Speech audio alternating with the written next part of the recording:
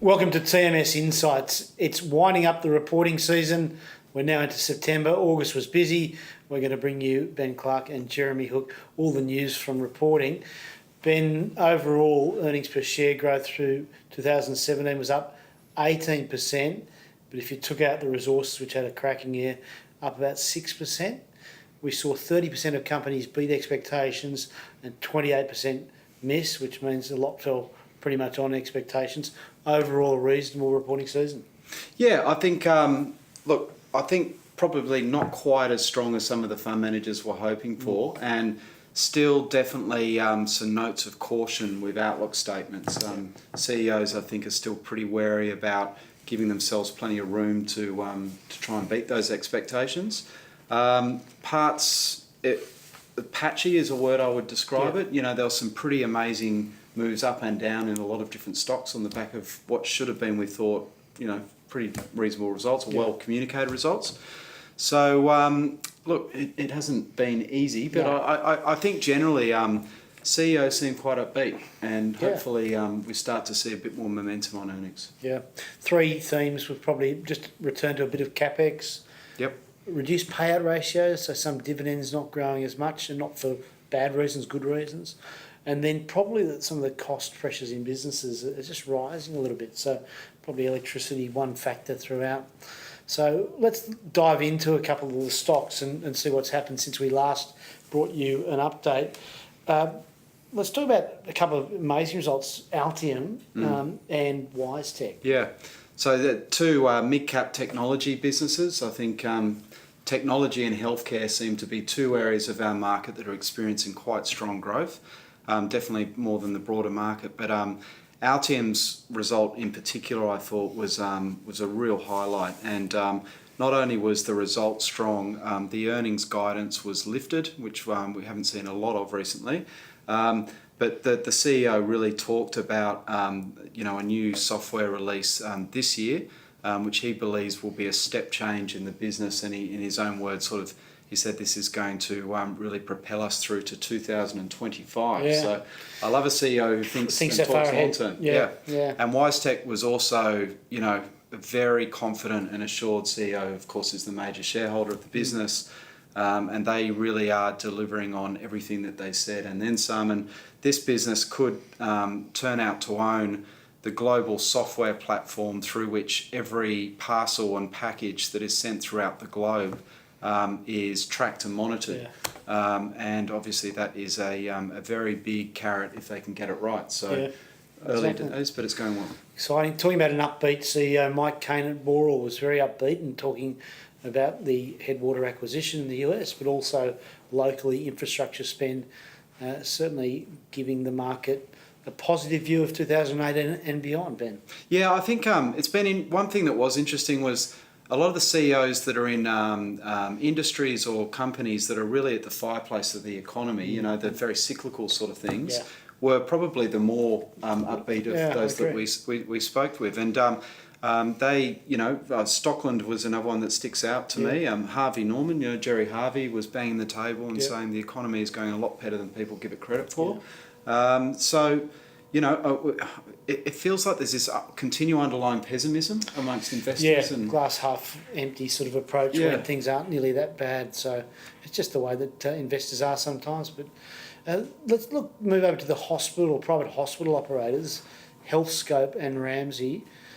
Neither performed well post-reporting. Again, a little disappointing from Healthscope and not positive guidance from Ramsay.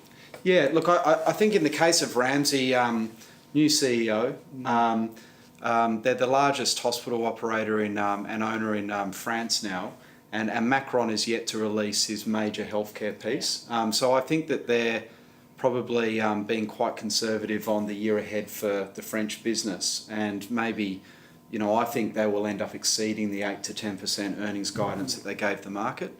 So that was, I think, a part of it. But the Australian hospitals are going gangbusters, which is interesting when you look at Healthscope's result, that they are materially underperforming on that Australian hospital business. Yeah, no, it gives you a little bit of a perspective that you don't always hear. We tend to want to believe what the management tell us, but you need to check and double check, and there's a really good example that one cancels out the other. Sort of parlaying therefore into a good result from Medibank Private, which again surprised the market. It wasn't expected to do a lot, produced a good number, Ben. Good cost management, the main driver. Yeah, look, it certainly surprised me. This isn't a business that I thought would be growing so strongly, mainly because there has been quite a lot of people exiting the private health system as it's become more and more expensive. But where they're doing very well is, it's a government run institution, which in private hands is being run much more efficiently. Yep. The balance sheet has got no debt on it, and there's the potential for some capital management down the track.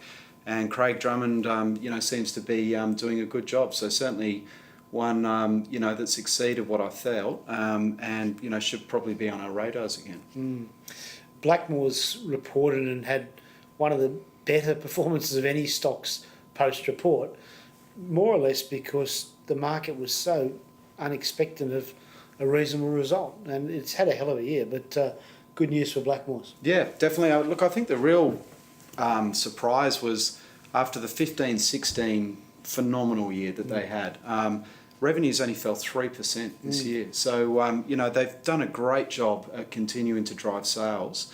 Of course, the earnings number looked worrying, but it was really due to some inventory issues in the first quarter, a right setting of the cost base as the Daigou trade disappeared very rapidly. And if you run their fourth quarter numbers through to this year, so if there's no sales growth, but on that much lower cost structure, the business should deliver quite strong earnings growth on last year. But it's how strong. But certainly the business seems to be handling a very rapid shift in regulatory environment and also in the shopping habits of the Chinese. Yeah, done well this time. A very good report from BHP, and again we've seen upgrades. We've seen analysts increasing their valuations based on higher commodity price assumptions. So great to see that the big Australian back in form, Ben. Yeah, and this Elliott hostile sort of shareholding has seems to be paying off because they're going to float off the shale or sell the shale division, and that was one of the key sort of planks of the Elliott proposal. So I guess it's good to see that the management team are responding to criticism and trying to create more value for its shareholders, because it has, you wouldn't say it's been a business that's really showed a lot of the benefits of the big boom that we saw a few years ago. No, exactly. Nice dividend payout ratio increase there and good dividends altogether. A company that'll come after you if you do the wrong thing by shareholders, IMF Bentham, reported this time around. Good set of numbers, Ben? Yep.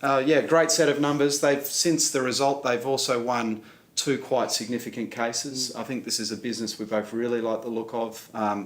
$3.7 billion pipeline of work for them now.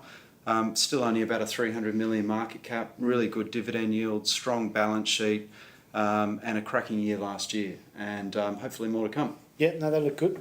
Event Hospitality, which is obviously the operator of Thredbo. It has the cinemas, Gold Class and Event Cinemas, but it also has a wide range of property assets and the hotel group, Ridges, QT and Atura. Yep. Good numbers. Thredbo the highlight. Yeah, much improved numbers as the business is, changing a lot of the Ridges hotels, refurbing them and into QT and reopening those hotels. We're starting to see the earnings drop to the bottom line. Cinema division again had a softer sort of 6 months, mainly I think due to there wasn't a lot of big blockbuster movies sort of being released during that period. But of course the thing I keep coming back to is the property holdings, and Alan Ridge as the chairman and the largest shareholder is probably one of the best sort of property developers and guys. So you've got someone who's managing that portfolio on your behalf who's got a lot of reasons to want to make money out of it. So that seems to be going pretty well. Yeah, definitely. Vocus was a disappointment, there's no doubt about it, but that was largely expected. Is there a way forward there? Well, I think, the big news was that 2 private equity players who made takeover bids walked away, and from all accounts, the major shareholders of Vocus wanted a larger price for their shares than they were willing to pay. They believe that it's a bad point in the cycle to be selling out. We know the company's got great assets, but they've been very poorly integrated and managed. So this is a make or break year for Vocus. I think management will be on the front foot in trying to, address those concerns and to make 350 look like a poor price, and they have done better. So, but we need to see the results, and we need to see them deliver on what they've said. So it certainly hasn't been one of my better picks in the market, but hopefully we see a better year ahead. One that did outstandingly, just to wind up, was Woolworths, which was a great result and confirms how Brad Banducci has turned around that very, very large beast into a profitable supermarkets and liquor group. Absolutely. And Big W, of course, is the only negative that you could pick out, and Kmart and Target are really doing well at Wesfarmers, and that's a big issue for them. But the turnaround is in place, it's happening, the numbers don't lie, and again, he was a bit sort of cautious and keeping expectations low about the future, but I think we'll find that, again, he exceeds those numbers, and Woolworths looks like it's on the comeback. Definitely. Well, that's a wrap of the last part of the reporting season to end that full year results period. We're going to see you again later into September with updates from the market, but we wish you well for the reporting season's wash up, and we think we're going to have a good back quarter for the year.